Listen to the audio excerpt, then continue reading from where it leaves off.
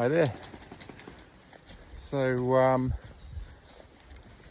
that'll be a good thing to start doing a bit of videoing of my adventures.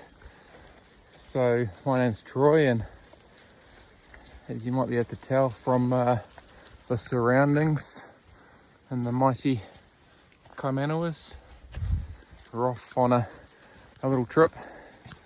Got my trusty sidekick Sophie here. Got my son Isaac behind me. So we're just on the walk in. Just travelled down this morning, 5 hours to the car park, and it'll take us about 7 hours to get into camp. So I thought I'd create something that is a bit more unique than what's currently out there, and hopefully will be informative, entertaining, and you might be able to learn a thing or two, maybe even. I've been hunting for only about 15 years, deer stalking, but basically hunting all my life. Certainly no expert, but as you do, you pick up things along the way, and I thought it'd be cool to share a few of those. And for those starting out or trying to get into their first deer, or just wanting to see what our story is, well, it's cool to have you on board. So today's the 4th of February. Normally we come in actually a month earlier in January, but yeah, the weather around that New Year period wasn't ideal, so we hung off for some better weather. So something I like to do, I'm in those guys that are mad crazy hunters, will hunt anytime they feel or can, but I like to increase the odds a little bit. So I'll watch the weather patterns, and where I can, sometimes you have to go on particular weekends because you just have to, otherwise you'll miss out. But for this trip, I've been watching the weather really all through January and into this month, and saw that we were going to have a nice little period over Waitangi weekend. And as we got a bit closer, as it's turned out, we've actually ended up, it was wet yesterday, a little bit the day before, and it's just clearing up today. So what I like about that is the deer are a bit like human. You know, you'll still see them in the rain, you'll still shoot them. If you're keen, you'll still find them, but they're not silly. Often they'll just stay a bit out of the way, so hunker down a bit, more so in the winter, but they don't necessarily like getting wet, and they'll just wait out a bit of rain coming through, and then once you have that shift, the rain moves off, so you can just start to see, starting to get a bit of blue breaking through. It's perfect conditions. It's not the best time of day. I think it's around 9 o'clock, after 9, so it'd be far better at the end of the day, or obviously, you know, first thing in the morning. But what I found the deer like to do after rain is you often see them and spook them in those little sunny spots as they start to move around and start to feed again after that bit of rain. So paying attention and just looking ahead into some of those spots and approaching them quietly can often lead to an opportunity. So while I got a second, I'm just standing here waiting for Isaac to come up the track. So this is young Sophie. She's 2.5, should be 3 in October. So she's our family dog. But we also got her so that she could come on hunt as well. And being an English Springer Spaniel, have an outstanding nose, obviously naturally bred for birds, pheasants and flushing out birds and stuff like that, but they can adapt to deer stalking as well. So I'm just standing here just watching her nose, because often what I've found in the 18 months or so I've started hunting her is that when I take notice of her signals and the direction she's smelling, often leads to a deer. For those that don't hunt with dogs, well, it'll be a bit irrelevant, but I definitely recommend building up your skills as a hunter first anyway, and then if you can team up with a dog as well, then you sort of got everything covered. It's pretty cool. So you're smelling there again.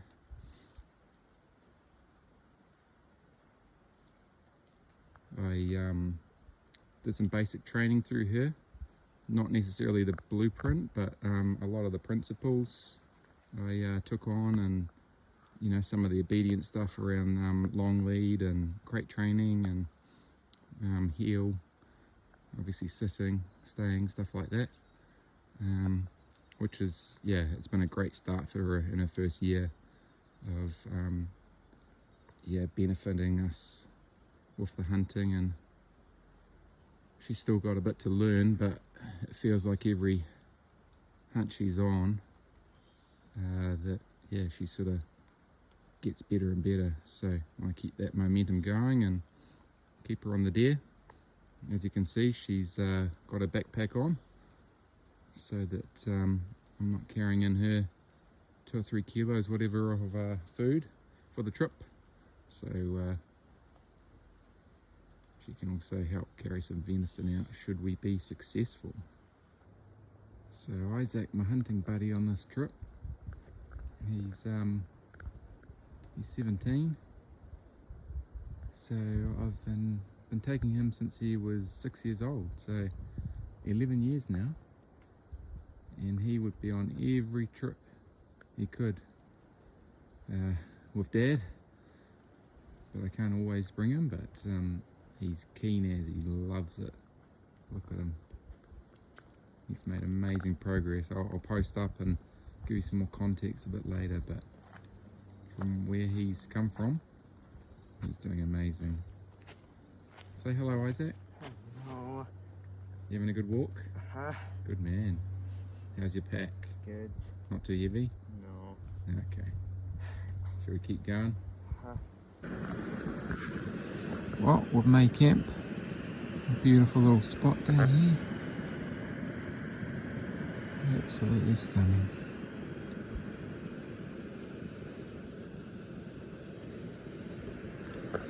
Just got some water on. About to cook up a feed for dinner, and then we'll go and have a look at last light and see if there's anything lurking around.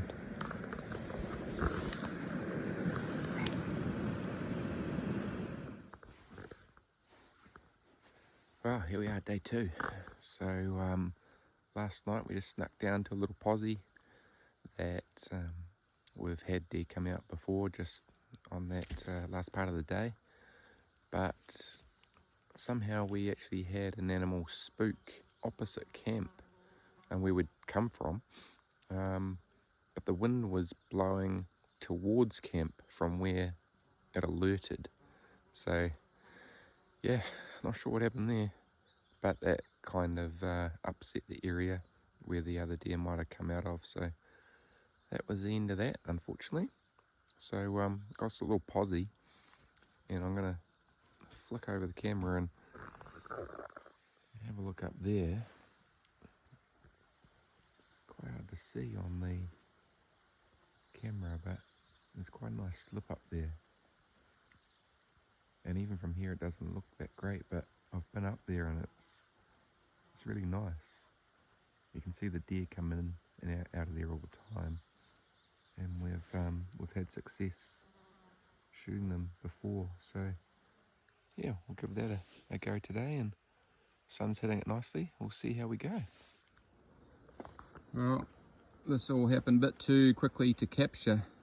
We were just finding a nice little place for lunch to look down on, and we just settled in and just quietly about to have our lunch, had the water on and everything, and then I saw a hind bolt from down where we were watching. I thought it was a bit strange because the wind was fine. I didn't think I'd be able to get our wind, but we just stayed there another 5 minutes or so, and next thing we see them pop up again, and now there's two. So this hind must have had a yearling with it. So we just waited carefully, and I just kept watching and watching, and they came in and out of view a couple of times, and then they started to come up towards us. So I saw them coming and managed to bowl the hind over. So a successful hunt. What do you think, Isaac? Good. Yeah? What do you think of that hind? Good. You happy? Uh-huh. Good boy. What do you think, Sophie? You knew that there was deer around, didn't you? Good girl. Awesome. Oh. We're all packed up. Load on the back. Yeah. I could take them out whole when I can, just so that we can gather all the meat as possible, and this isn't too heavy, this hind, so not too bad. About 1.1k back to camp, so hang it up there tonight and then process it in the morning and head on out. Well, there we have it. Meat's in the meat safe. It's always good to see that being put to use. It wasn't too bad getting it back. It's always a bit sore on the old shoulders, the bony Sika hinds, but it's all worth it. In the morning we can process it, break it down, pack it up and pack out of here. Well, as our reward tonight, celebrate our last night and our hind, dessert for dinner. Doesn't get much better than that. In paradise. Weather's been perfect the whole time. The deer certainly haven't been dished up on a platter for us. We've had to work for that hind today. But as every hunter would know, it's well worth it. And just if we come away with nothing, it was still absolutely worth being here. Just the time in the bush, no service, just us and nature. What could be better? Big walk out tomorrow. Bit of a load, won't be too bad. Once I've boned it out, I'll hardly notice it. It'll probably almost replace the food that we brought in, to be honest. But we'll take everything out that we can and yeah, process it when we get home. So unless we manage to get onto something tonight on last light, we'll talk in the morning on the way home, and that'll be it. Well, it's on the last part of our walk, day 5. So yeah, got a bit of Benny in the old Tatonka here. Definitely feeling it, but not too bad. Good little workout. So yeah, not much action on this video, obviously, but hopefully we'll get better at that. And if you want to see more, then why don't you let me know. Drop a comment, say you want some more. I've got the red roar and the Sika rut coming up soon, so yeah, it'll be a good opportunity to get some good footage and share a bit more. Got lots I want to show you guys and share and stuff, so I think some of the videos out there, kind of just showing a bit of behind the scenes stuff, or maybe why we do certain things, or just taking a bit more time around the story of the hunt, and you know who's on the team.